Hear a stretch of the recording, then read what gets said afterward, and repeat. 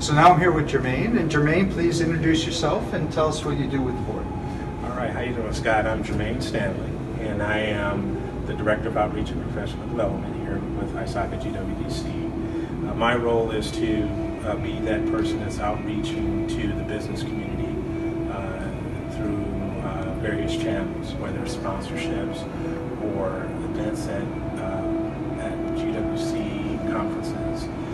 It's also an opportunity for us to engage with young professionals, to talk about career opportunities, career investments within, say, cybersecurity and the IT audit arena. So in a nutshell, we are a focal point in bringing folks and attention to the GWDC world. Would it be helpful for people, for members who maybe feel they'd like to get their company maybe a little involved?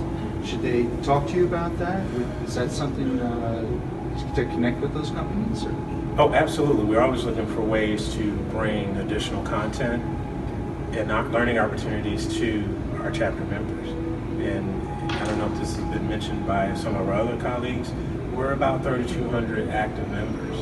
One of the largest chapters in the world, out of 220, I think, ISACA, and one of the older chapters. I think we're about 45, 46, so may not catch LA because they're 50, but it's an opportunity for us to do that. So definitely love to have more businesses become sponsors, to co-brand with us on different learning opportunities, where it's host a panel discussion at their site, whether come in and do like a road show about some of the greatest trends that they're working on in, say, cybersecurity, or what they're seeing as far as trends in IT risk and advisory services.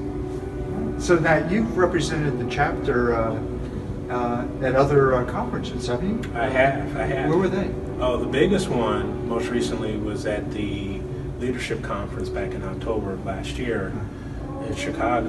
And that was a great experience, and I think I recommend that for anybody, because you get to rub elbows with other leaders around the world. And everybody has great ideas. It's a way to learn and share and grow. One of the things that we did there was developing a concept around the future of ISACA. What is ISACA going to look like in 2025? Well, it's now, what, the 100th anniversary? Is it this year, or it's 50th? It's the 50th. 50th, that's right. It's the Yes. 25th of the chapter, the 50th of ISACA. Yes, actually 45th for the chapter, 50th for ISACA. I stand corrected. Okay, Right. good. Thanks for that. So that was a good event, because we had not only leaders from around the world and different points of views of how things are run and done, we also had the actual board there as well. So we had people from all walks of life there. And I think if you are a leader in the chapter, it's a great event. And I think the Leadership Conference, the next one is actually in Singapore next year. And they do this every 2 years. Okay. So great thing, man. It's a lot of fun. That's excellent. As well. Well, let me ask you something personal on that. Now, I know you're involved with helping people who are blind. Yes. Tell us about that. So something that me and my family are passionate about is working with an organization called Guiding Eyes for the Blind.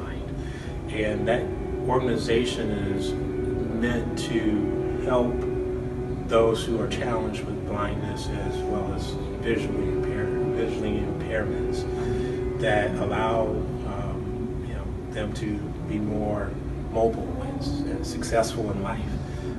We help raise dogs to become guide dogs. And our preference are the black Labrador Retrievers. I love labs. And they're so much fun. They're cuddly when they're cuddly. Great personality. And great personality.